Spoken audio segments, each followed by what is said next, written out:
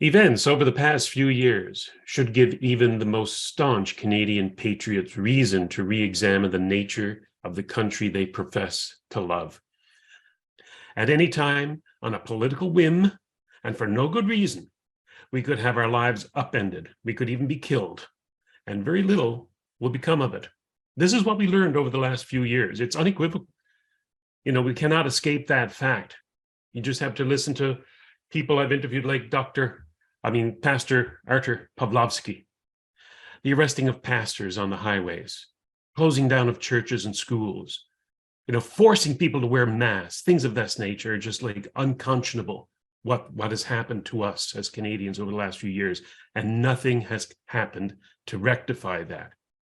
The police, we live in a police state. The police do the bidding of politicians and medical bureaucrats. The courts, most of them at least, do not recognize our inalienable rights. The press are bought and paid for, and there is no opposition in government at any level to rally to your cause. Nobody. Is this really a free country? Was it ever?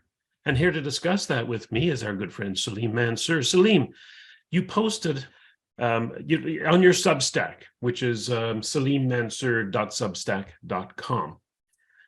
And you delved into the history of Canada, trying to answer that question, are we or have we ever been a free country with people being sovereign? We the people, And the conclusion is no.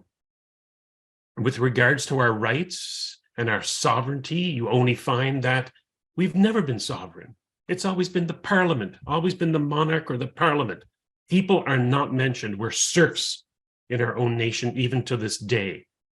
Up until the Westminster Act 1931, Canada didn't even have a foreign policy that it could call its own.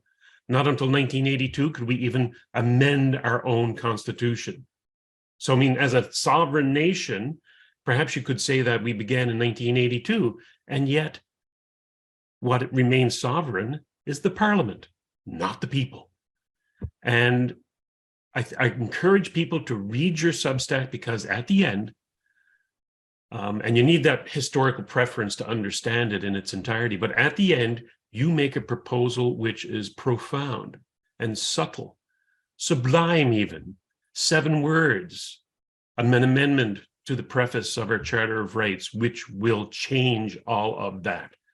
So please, Salim, take us through your article. Go light on the history, because it's a long article. And I would ask people to go to the article to bone up on that history. But at the end, you propose something I think that is fundamental. It's a fundamental solution we should all endorse. Salim, tell us about it.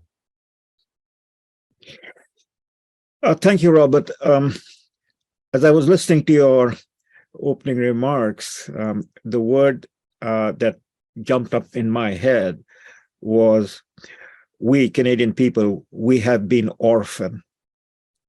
And so being orphans, what the state of an orphan is. Foster father, foster parent, or guardian of the state, and so on, who brings up the orphans. One can go back to Oliver Twist and Charles Dickens' story. And so that's what we have been, and we are still now. And to understand that situation and how to correct it, if we can correct it, the orphans coming together to assert their rights and their freedom, which is what the Charter is supposed to have done, but never did. Charter was, as I describe in my paper, fake ornaments, ornamental baubles, no substance. By the way, I took, my paper was at work. I was working on the paper, and I had not sort of wrapped it up. But I was last week in Calgary at a meeting, and you mentioned Pastor Pawlowski, and he was there. It was his party's meeting, and they had invited me, among others, to come to the meeting to talk about globalism and World Economic Forum and its impact on both Canadian and provincial politics. And I shared my thoughts with them, or the paper I was working with, and I wish you were there, Robert. Literally, the people around there, people like Mark Friesen and Bob Leone and others, they were just gasping for breath. They were so taken up in the sense that here it is. Here is the answer that we have been seeking. I hope so. I can, in my own small ways, if I can contribute to this discussion, that would be advancing all of our orphans' interests, so to speak. You planted that word in my mouth, or in my mind. Yeah. So, yeah, I mean, the past few years have been a challenge as we have been living through, and it has been in this period, all of us have been thinking about what is the problem. We have Charter of Rights and Freedom, as you point out, 1982, and that became the Constitution Act of 1982. And so we have the Constitution of Canada, which has two portions to it: the Constitution Act of 1867, which is now being read as Constitution Act of 1867, not the BNA Act of 1867 in terms of citation and title, and the Charter on Rights and Freedom as the Constitution Act of 1982, and together they form the Constitution of Canada. So we have this, and yet we saw what has happened over the last few years. And as you mentioned, Arthur Pawlowski, the way he has been treated, among others. I was in Calgary when this other pastor, Pastor Rima, was thrown out of a public library in Calgary, knocked down, floored, kicked around. And then the next morning, the police came to his residence and arrested him and took him to prison. So this is the state of affair. Some people will say we are exaggerating, that if this is what we are seeing in Canada is what was seen in the 19th. If I could just interrupt you for one moment, Salim, I would encourage the viewers and listeners to this to go back to an interview I did with Arthur Pawlowski about 2 weeks ago. It's on our YouTube, Rumble, BitChute, and Odyssey channels. And it's also been turned into, the audio of it was put into a show of Just Right, which aired, well, this week, Thursday. And so you want to go to our website, justrightmedia.org, and listen to that, because it will send a shiver up your spine to think that our governments can do this to a citizen. Exactly. I mean, there will be those people, and a whole lot of them in the media and in the political establishment, in the academia, and so on and so forth, would say that we are people like you, me, or Arthur Pawlowski, we are exaggerating.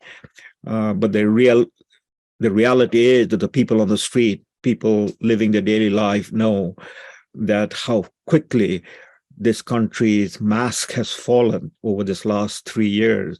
And we can see what people in other parts of the world under dictatorships and tyrannies and totalitarian governments have been living through and faced with. Ours has not become that much violent, one might say, but it's all directly in the face of the people. If you don't agree, then you will be hauled away, or you will be, penalized, and so on and so forth. So how did this all come about? In a country that past generation writers and thinkers, I'm reminded of this book by Mr. Armstrong, that was published in early 1990s, Farewell to Peaceable Kingdom. It is a wonderful book, and he was describing farewell. That was in 1990, the Peaceable Kingdom. And here we are, after the Emergencies Act, and an Emergency Act then was basically upheld as it had met the threshold requirement by the commissioner appointed by the government, by Justin Trudeau. Justice Paul Rouleau came out and saying it was all okay. It had met the threshold requirement. I mean, he was reluctant about in some ways, but the final judgment was the government acted properly. So I discuss all of that in the paper, and the question is, what is this charter, and how did it come about? And the nutshell of the argument, that what people might have felt and thought about, or seen it as basically a charade. However, whatever word we want to use to describe it, intuitively felt about it. From my point in my study and my reading, I went into the rabbit hole. the situation or the reason for what the charter represents and is as follows. There is the other story, the more fundamental story. The Canadian Constitution, as it stands today and as it has stood since 1867, the BNA Act that created the Dominion, and 1982 that resulted from the patriation of that act from London, to which was added the Charter of Rights.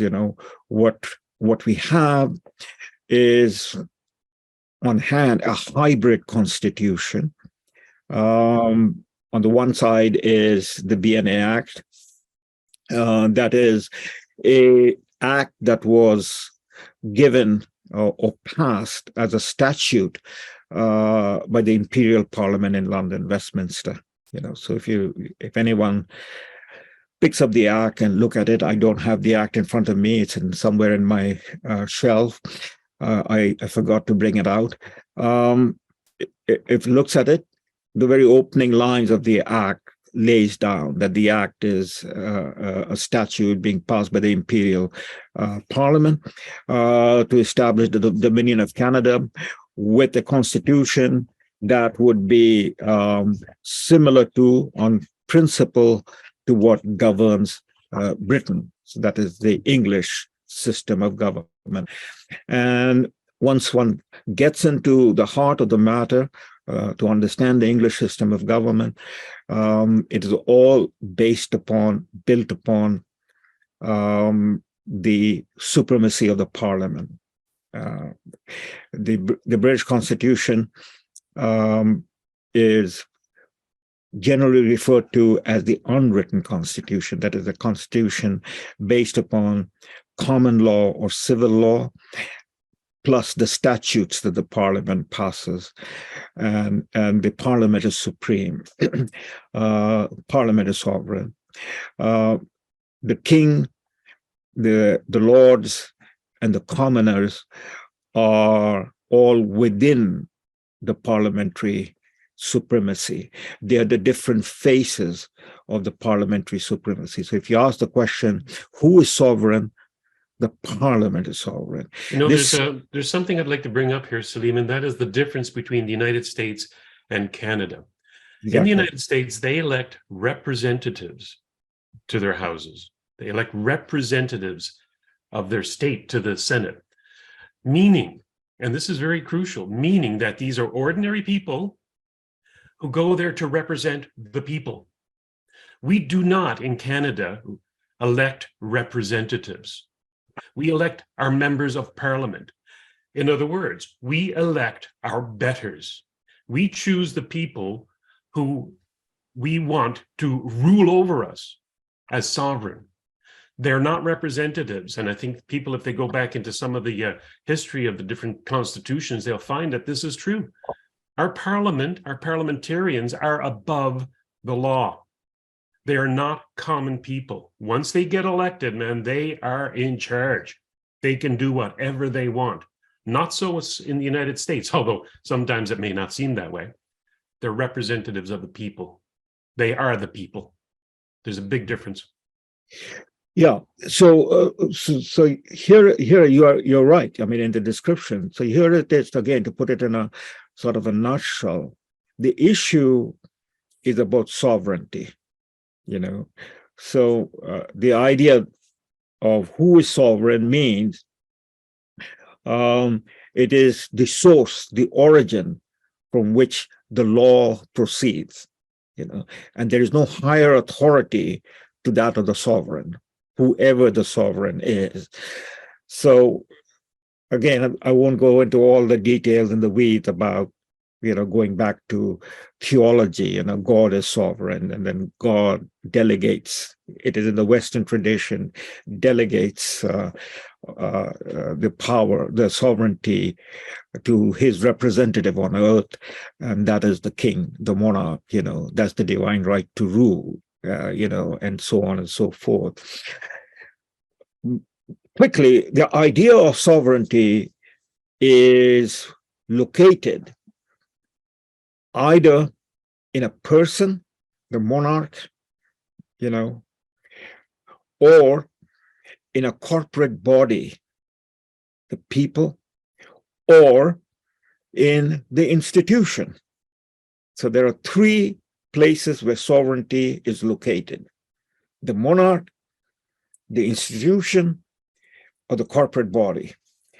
The British parliamentary system, or the English constitutional law, as was set out and explained by Sir William Blackstone back in 1760, and he is, in that sense, the father of English constitutional law. I mean, his textbook, Commentaries on the English Law, was the basic book that every student of law, advocacy, and so on and so forth, journalists, pamphleteers, from 1760 onward to our time, they studied that. That was the thing. And whether it is an abridged edition or the 4-volume that was published in the 1760s, it doesn't matter. So the quick point is that the fathers of both Canadian founding fathers of the Federation and the American founding fathers of the Republic were all students of Blackstone. I mean, people forget that the 13 colonies was British North America, right?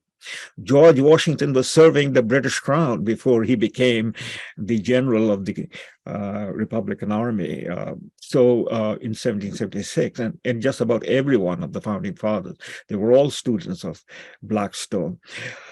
So the British system, the sovereignty resides in the parliament. That's the institution. And that matter was settled. Again, the history is long and complex, but that matter was settled in the Civil War of the 17th century. In 1648, Charles I, or was it 1649, that Charles I was beheaded by the parliament as a result of the Civil War. Oliver Cromwell became the Lord Protector.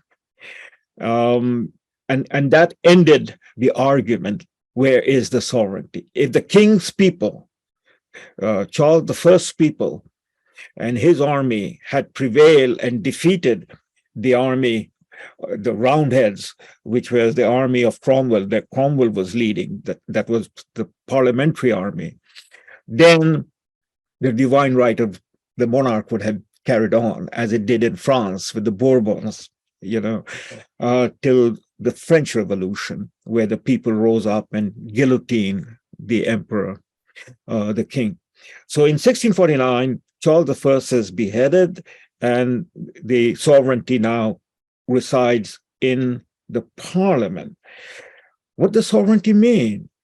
It can do anything and everything, as William Blackstone has laid out, anything that is naturally possible, or the opposite of it, anything that is not naturally impossible.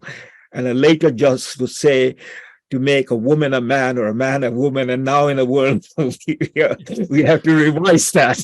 He actually said that. That's an actual quote. You'll find it in Salim's paper. By Justice William Riddle of the Supreme Court of Ontario at the beginning of last century, in his little monograph called The Constitution of Canada, History and Practical Actions. So the supremacy of the parliament was very clear, and the king was brought back within the parliamentary power in 1689. That's the Glorious Revolution. And the king or the queen, that is the monarchy, becomes a constitutional monarchy. As a matter of fact, in our constitution, it quite clearly states that Parliament is comprised of the House of Commons, the Senate, and the monarch. That's right. So those are the three elements, right? But they're all within the institution of the parliament. Yep. The parliament is supreme. So the 1776 revolution, led by the 13 colonies, was a revolution against the supremacy of the parliament, but it was in the Declaration of Independence by Jefferson, the face of the parliament supremacy, that is sovereignty, was George III. So George III was called the tyrant, the despot, you know, they had to give a face. But that's the whole idea, that the crown is the face of the parliament, not the substance of the parliament. The parliament itself is supreme. And that was proven, I'm repeating myself, by beheading the king. So the 13 colonies rose up against the British system of government, root and branch, and eliminated it. And they established a system of government. That's the first articulation of a system of government, a republic, which is the natural law tradition.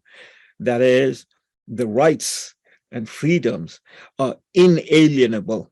They're endowed by a higher authority, which is not a monarch. It's either nature, or as in the Declaration of Independence, Jefferson penned, was endowed by the creator with a capital C, and it was left at that, right? So that's the natural law tradition. In the British system of the constitutional law, the rights and privileges, people talk about the Magna Carta going back to 1215. In 2015, England and the Commonwealth countries celebrated the 800th anniversary of the Magna Carta that King John gave to the barons at Runnymede. Well, the charter is a grant. It's a privilege given. And so it is a grant given to the people, to the barons, to whoever, by the sovereign, in this case, King John. And it can be taken back anytime, you know, because it is a gift, a grant. So in the British parliamentary system, the rights and freedom, which is common law, is protected by the parliament. It is a grant given by the parliament. It can be taken back by the parliament anytime. You know, the fact that it has not been taken back often enough is a different story. I'm talking about the principle over here. So what happened in 1867, our founding fathers went to London with the request that we be made into a dominion, a confederation of Upper and Lower Canada, the provinces of Canada, joined together by the Maritimes, that is the provinces of New Brunswick and Nova Scotia, and create, as you see in 1867, the very opening lines of the thing, a union that would be called the Dominion of Canada. By the way, Sir Johnny Macdonald preferred that Canada be called the Kingdom of Canada. But the British Imperial Parliament decided against it. They did not want to offend the United States that was coming out of a civil war. People were very concerned about whether the United States would aggress northwards.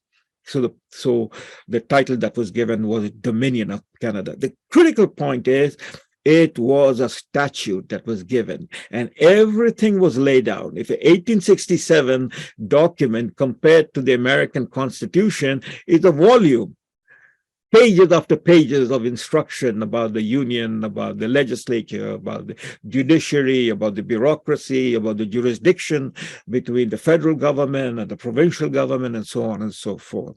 The American Constitution is just 5 articles, you know, barely 10 pages. So that was given to Canada, and Canada remained, in that sense, you know, a Commonwealth country with a constitution, in this case, a written down constitution that was granted by the Imperial Parliament, and we remained so till 1982. And what I point out, that 82 is 40 years, Robert. And in this 40 years, whole 2 generations of Canadians have been born and raised. And these were the Charter Canadians. I call them the Charter Canadians. These were the Charter Canadians, the bulk of them, the most of them, and the people from across the country who supported them. I'm now referring to the Freedom Convoy that went to Ottawa to ask for redress. They said, what has happened to our Charter of Rights and Freedom? We believed in our Charter of Rights and Freedom. You said that this is our rights and freedom. You laid it out, and we accepted it. We have celebrated it for 40 years. Some of us were children. Some of us were young adults. Most of us were not born in 82. And here we are. We are Canadian. We're proud. We grew up in this. I'm articulating the sentiments that drove the people who could not accept and believe that their rights and their freedom, as they believe, guaranteed by the Constitution, was so, cynically crashed by Justin Trudeau. Instead of the Prime Minister coming out in Ottawa to sit and meet with the organizers and the protesters of the people, to meet with them in some sort of an arrangement. That's what happened. The people were going to the Capitol. We always see the pictures of Americans going to the Capitol, if there's any anger or any protest, they have the right. That is the right to speak freely, the right to associate freely, and so on. That's the First Amendment right. And at any time, throughout the Vietnam War, demonstration after demonstration, in the Capitol, in front of the White House and the Congress, in that mall, that's where Martin Luther King Jr. gave his famous speech, I have a dream. That's where millions of blacks gathered together in the 1990s. That's where people go. People 300 million, 330 million people, when they have to say something, they go to their capital. That's where they assemble on January 6th in 2020, angry with the results of the election that was being hijacked, and so on. See, here it is. We are supposed to be a democracy, one of the oldest democracies in the world. People forget that.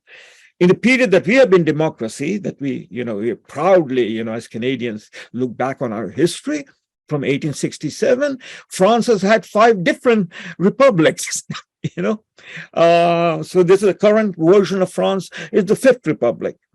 So we are one of the oldest democracies. Our parliament is a copy of the mother of parliament, which is the oldest democracy in the world, the British system of government. And here it is. Where do the people go for redress? They go to the capital. They go to meet their government, and in the provinces, they go to the provincial capitals and the legislature. And that's where they came. And what should have been the government response in a proud democracy?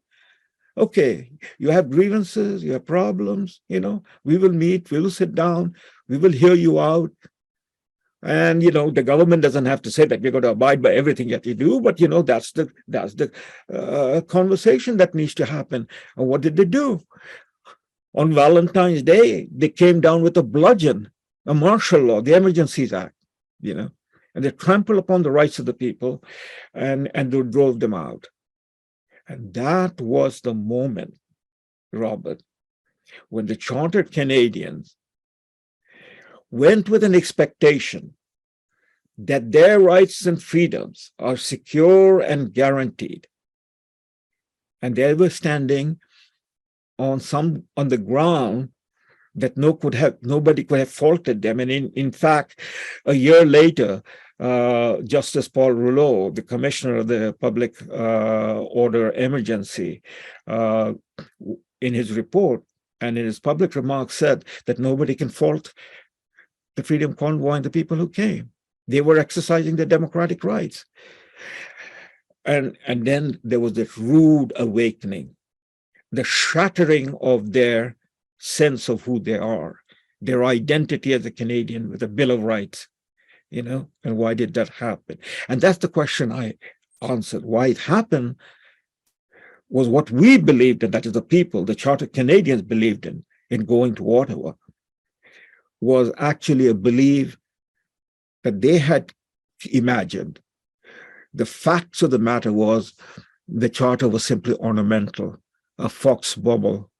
It had no substance because the Charter did not in any way change qualitatively in substantive meaning the nature of the English constitutional law, which is our constitutional law in terms of our constitution, built upon and copied upon the British law, which is the supremacy of the parliament. The charter, the way it was written and the way it was embedded, and there was in Ottawa, 2 days before the Emergency Act was imposed, the last living member of the 11 first ministers in 1981 who negotiated and signed the deal, Brian Peckford, the premier of Newfoundland in 1981. He was there in Ottawa last year, and he spoke out.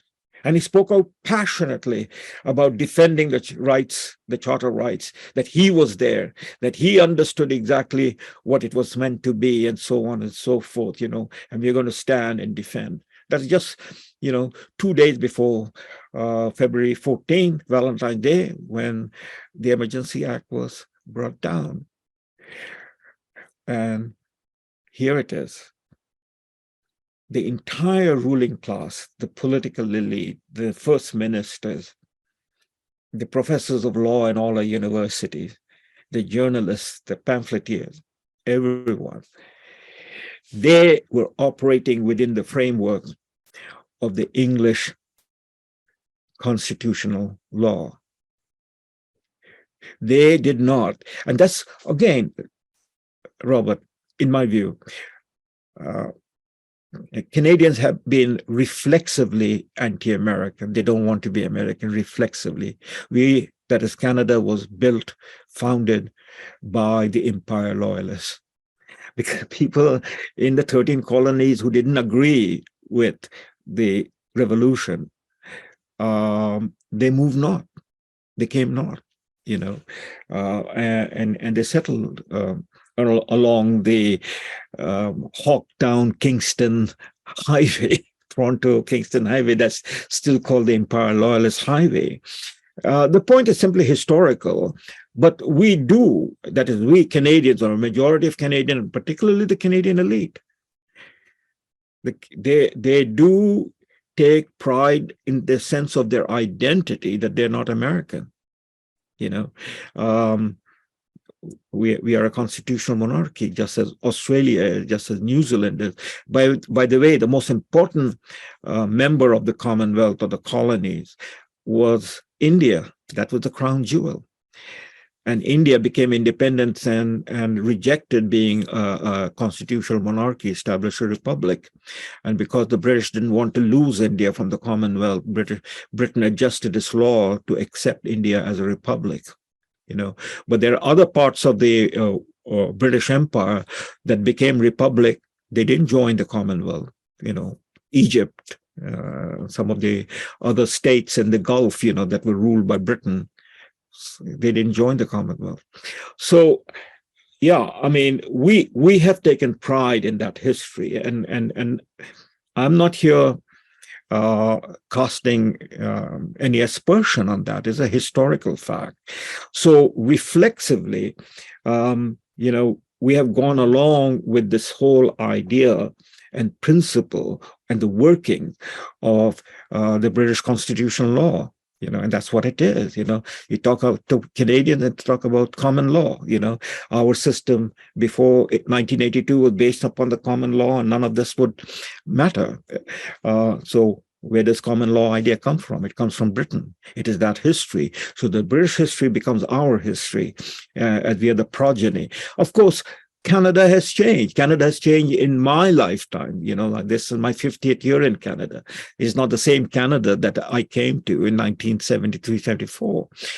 So it has changed, it has grown, it's far more diverse in ethnicity and background and so on and so forth. But coming back to the heart of the matter, the Charter Canadian, and the Charter Canadians are Canadians, from New Canadians, Old Stock Canadians, First Nation Canadians, etc., etc. They believe in the Charter, that this is their rights and freedom that are now constitutionally guaranteed and protected. And that was the rude awakening that has happened. And my point is that this awakening now should make people understand the fundamental flaw and defect that they did not think about. The Canadian people are not represented in the Constitution. How do we fix that? And how you fix that is you bring the people into the Constitution. You've proposed in your Substack article 7 subtle words that can fix this whole thing. Please. Exactly. What I have proposed, because that's in our 1982 Constitution, the opening lines, which is what Brian Peckford was referring to in his speech in Ottawa. He said that most people don't read the opening lines. It is the opening line that defines what follows after that. So the preamble. Yeah, so here the preamble, the opening sentence in the preamble of the Constitution Act of 1982 is, whereas Canada is founded upon principles that recognize the supremacy of God and the rule of law, full stop.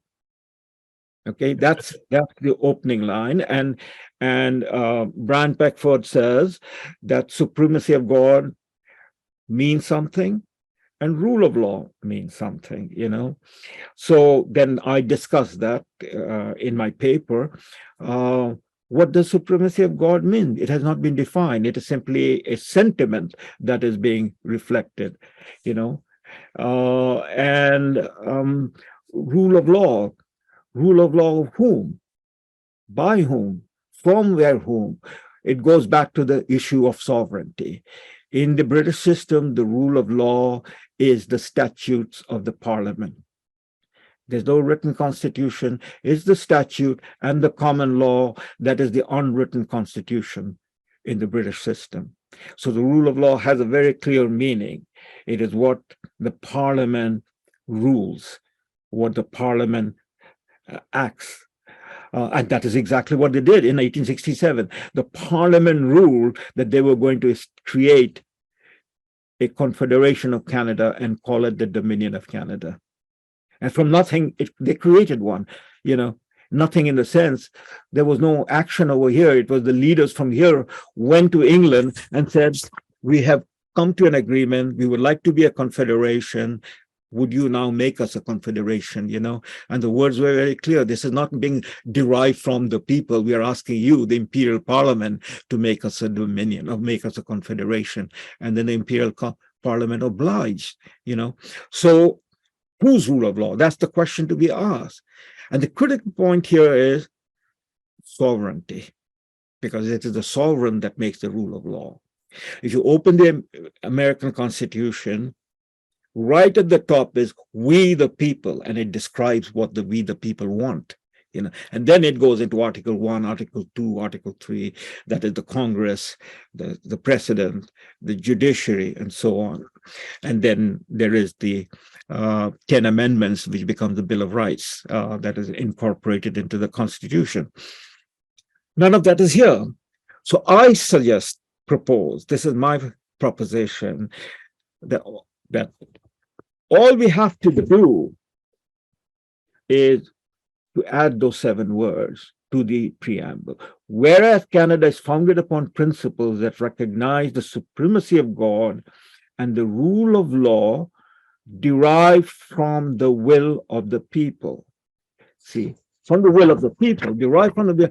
In other, people are sovereign. With one stroke of the pen, we will, for the first time in our history, Canadians, since 1867, will become a sovereign people. The Americans are sovereign people. The Constitution is the people's document, the sovereign people's document. You know, it is not the document of the people who are sitting in the Congress or the Senate, that is the House of. They are, as you said in your opening room, the servants of the people. They have been elected by the people, because a democracy is an indirect democracy. They've been elected by the people to go and sit in the Parliament to represent them. You know, from 4th District in Michigan, from the 22nd District in California, so on and so forth. That is the House of Representatives. And in the Senate, you know, from the two senators from each of the states, 50 states, senator from Wyoming, senator from Rhode Island, senator from California, etc. So it is the people of sovereign. How is it that the Canadian people have not woken up and asked that question? I think the time is right now. Mm-hmm. This situation has opened up the box to tell the people, here it is. You believed in this box that you had your rights, but you had no rights. You didn't own this box. Baubles were handed to you by the parliament, by Mr. Pierre Trudeau, and now Justin Trudeau, and they can take it back and put it back in. Those words are sublime, Salim. With that, so many other dominoes would fall. And you go on in your article to suggest that once that is established, if it could ever be established through the amending formula, other dominoes will fall, and that would be Section 1 and Sections 33. Exactly. Because once we get that sentence in, and that's the movement that Canadians have to create. So what again I'm suggesting is that the Freedom Convoy did not perish as a result of Emergencies Act 2022. And whatever is it, the whitewashing of that emergency was done by Justice Paul Rouleau. The Freedom Convoy and the sentiments and the support and the symbolic meaning of Freedom Convoy 2022 did not perish. It lives on. And the second iteration of the Freedom Convoy movement from across the country will be, if people are convinced about it and they rise up. That is, we take back our constitution. In other words, we take back our country. And how do we take back? We assert our sovereignty. Once we assert a sovereignty, that is, this constitution is derived from the will of law, from the will of the people. Once that is written in, then the will of the people would then say, we are going to repeal Section 1 and Section 33. And in other words, once we repeal that, just as the Bill of Rights in the American Constitution will become, in our case, Section 2, Section 7 to Section 15, this will become a Charter of Rights and Freedom with a high wall that protects the people's right. Remind us, Salim, of Sections 1 and 33. Section 1, of course, being the clause that basically says you have these rights until we say you don't. And Section 33 is the notwithstanding clause. That's Can you right. explain why the removal of those is necessary? Well, I mean, here it is. I mean, this was the sleight of hand. This was the charade that the 10 premiers and the prime minister, they agreed that because they had talked about the Charter of Rights and Freedom, Prime Minister Trudeau was obsessed with the idea of getting a Charter of Rights and Freedom, which is the codification of Bill of Rights, right? That's the French system, the Napoleonic. It's Napoleonic, yeah. In Quebec, come from France, that tradition, and in English Canada, the tradition was that of the civil law, the common law. So Pierre Trudeau was bent upon getting a codified Charter of Rights into the Constitution. Well, the premiers went along with it, provided though that codified Charter of Rights and Freedom were bracketed within these two sections that would maintain the supremacy of the Parliament. So Section 1 is the limitation clause. So the Parliament can decide at any moment what it is going to limit. It is not an inalienable right. It is a grant, and I'm going to limit it. I'm either going to limit it or I'm going to take it away for a period of time. So that's the Section 1, the limitation clause. Section 33 is the notwithstanding clause. So irrespective of whatever the Charter of Rights and Freedom says, we, the legislature of Quebec, we, the legislature of Ontario, and what have you, we are going to not abide by those rights and freedom. We are going to go ahead with this law that we want, or that the supremacy of the Parliament wants, and the example is there. Canada is constitutionally not simply a matter of a statute, a bilingual country.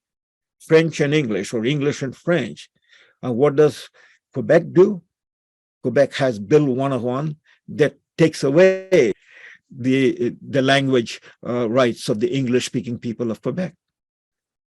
You see, notwithstanding clause, that's what they use, and nobody has said anything. And I'll give you an example of when I first became aware of the use of Section 1 in destroying our supposed rights in the Charter. And that was, and I may be wrong in this, but the reduce impaired driving everywhere laws that were coming into effect a number of decades ago, where we have in the Charter the right not to be arbitrarily detained. It says so right there. What's the ride program? This is where you're driving down the road and you're arbitrarily detained, given a breathalyzer or some other test of sobriety. Somebody took it all the way up to the Supreme Court. And what did the Supreme Court do? They used Section 1, that little section, which Brian Feckford says that only should be used in the case of war. They use that to say that, yes, your rights are being violated. However, it's justifiable in a free and democratic society. So in other words, that one judgment is what started the ball rolling for me when I understood that we have no rights in this country. And that was decades ago. Yeah, but that's the meaning of the supremacy of the parliament. Supremacy of the parliament means parliament is sovereign. The people are not sovereign. The people cannot in any way demand that their rights be respected, because those rights are simply privileges and grants given by the parliament. Now, if this idea gets into the people's mind, they understand that. And that's my prayer and my hope, that we in Canada, we have not been sovereign people, that it's no longer the issue of freedom. It's no longer the issue of charter rights. First, we have to assert a sovereignty. We are the sovereign people. That is what the 1776 revolution was about. And our case is not a revolution in the manner in which the Americans went about it, faced with the British Army, with their Hessian mercenaries that they had to fight to win their independence, to become free and assert the sovereignty. We are an independent country, because that will be the argument with the people on the other side, that is the elite. They'll say, what are you talking about? Canada is an independent country. We are recognized in the United Nations by 193 countries. We have our own laws, own institution, and all that goes in terms of the package of being a sovereign country. We are independent and sovereign.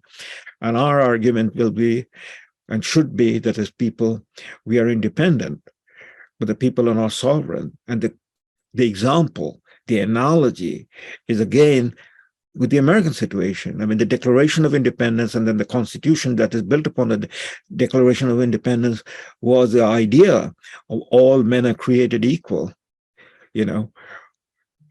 80 years later, 87 years later, to be exact, in the famous speech of Abraham Lincoln at Gettysburg Address, where his opening lines are, 7 years ago, our fathers brought forth to this continent a new nation conceived in liberty and dedicated to the proposition that all men are created equal. But now we are engaged in a great civil war, testing whether that nation or any nation so conceived can long endure. In other words, 87 years later, the idea that all men are created equal was an idea that had not been fully consummated or completed. It needed a civil war to get that segment of American population who were considered property and not sovereign, that is the blacks, the slaves, to become emancipated. Hopefully, we can make the changes you propose without violence. So why don't we just talk a bit about what is necessary to get this ball rolling? For example, the amending formula of our Constitution says that it can only be amended, with some exceptions, it can only be amended with the support of the Parliament, the federal Parliament, the Senate, that includes the Senate rather, and the Governor General, and 7 of the 10 provinces having 50% or more of the population.